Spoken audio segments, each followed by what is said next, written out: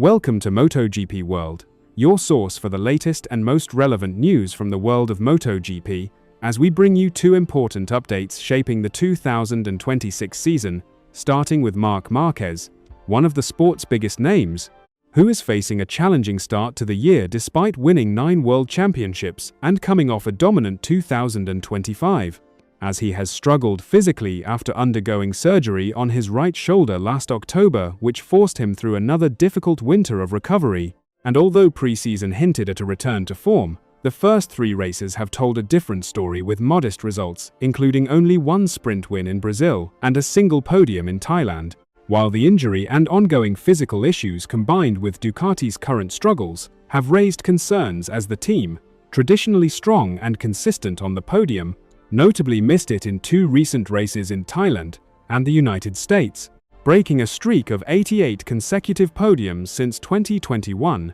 and signaling a dip in performance. Yet Márquez remains optimistic after recovering from a penalty that dropped him to 11th at the United States Grand Prix and fighting back to finish 5th while expressing confidence about the approaching break before the Spanish Grand Prix in Jerez, which he believes will help improve his condition, as he also stated it is too early to rule anyone out of the championship with many races and points still ahead, while highlighting the impressive form of current leader Marco Bezzecchi, who has dominated races and laps on Sundays, showing the challenge of closing a 36-point gap, as Márquez sits 5th with 45 points and knows consistency and health are crucial to return to contention. Shifting focus to the second main story, where Aprilia continues to enjoy one of its best moments on the grid this season, thanks to riders like Marco Bezzecchi and Jorge Martin in the factory team, and Raul Fernandez with A. Ogura in the satellite trackhouse squad. But despite strong results, Aprilia faces a significant off-track challenge with the absence of a main sponsor, unlike rivals Ducati with Lenovo, KTM with Red Bull, Honda with Castrol, and Yamaha with Monster Energy, as Aprilia does not have a major brand prominently displayed on its bike, which is unusual in modern MotoGP. Continuing with analysis from Dennis Noyes, who explains that Ducati remains at a similar level to last year, but other manufacturers have improved significantly, narrowing the gap and creating one of the most balanced and unpredictable championships in years, with Aprilia taking a notable step forward, supported by clear performance and results, as Marco Bezzecchi leads the championship and reflects the team's growth as the benchmark rider so far, while Marc Márquez is experiencing his toughest start as an official factory rider, with struggles largely linked to his physical condition rather than only the bike, suffering most when front tire grip is high, which puts more strain on his body, yet showing competitiveness when grip levels drop during races, indicating his pace is still present, as Ducati also faces internal doubts with Francesco Bagnaia receiving criticism,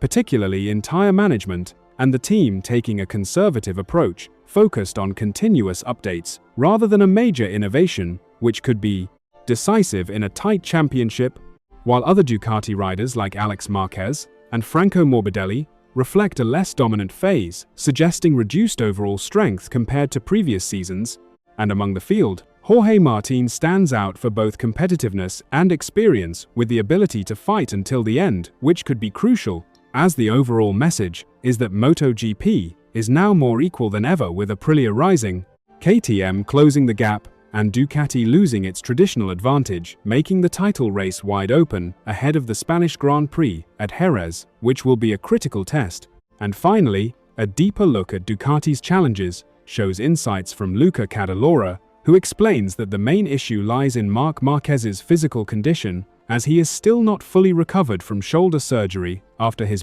Mandalika crash and is performing at around 90% or less, which impacts the entire Ducati project, with discomfort in his right shoulder affecting confidence and performance on the Ducati GP26, which itself struggles with fluidity, especially in corner entry and mid-corner phases off the throttle compared to the smoother Aprilia, creating instability and difficulty in finding balance for riders like Francesco Bagnaia and Alex Marquez, who have noted issues with grip and control across conditions, leaving the key question whether Ducati engineers led by Gigi Dall'Igna can refine the GP26 in time to restore competitiveness, while Dennis Noyes also highlights increasing parity across the grid, as Ducati remains consistent, but rivals like Aprilia and KTM have made major gains, tightening the field and making the championship more open and unpredictable, with Marco Bezzecchi's leadership reflecting Aprilia's strength and consistency,